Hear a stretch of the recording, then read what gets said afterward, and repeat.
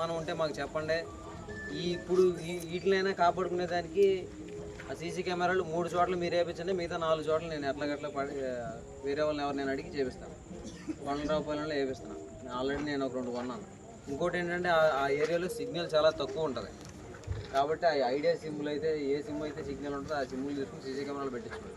అదే కాకుండా మన ఏరియాలో ఎవడు పడతాడో దొంగలు అని ఇప్పుడు అనుకోరు. పడ్డ తర్వాత ఏమనుకుంటారు, ఇప్పుడు దాకా జరగలేదు అదే చెప్తారు.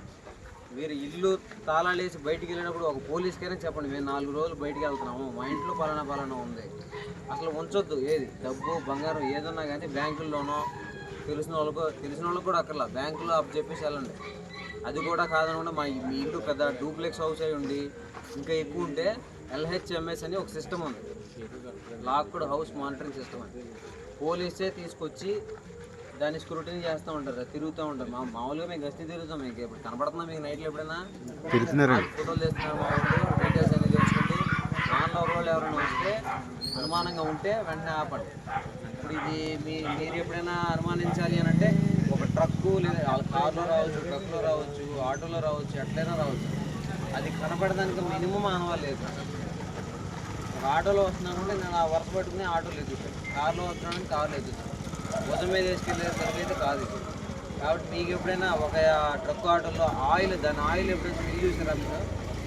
ట్రాన్స్ఫర్ ఆయిల్ కాగి ఉంటుంది, దాని ఆయిల్ స్మెల్ వేరే ఉంటుంది.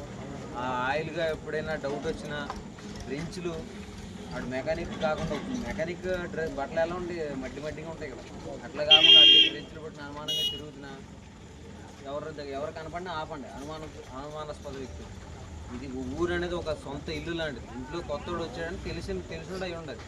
అట్లాగని చెప్పి ప్రతి ఓడిని ఎవడు అని అడుగుతారు, నేను పలానా పని మీద వచ్చాను ఆడంతటితో చెప్తాడు. తబ్బిపోయి నీకెందుకు చెప్పాలరా అది ఇది అని చెప్పి ఏమైనా అనుమానంగా ఉంటే మాకు ఫోన్ చేయండి, మేము వస్తాం.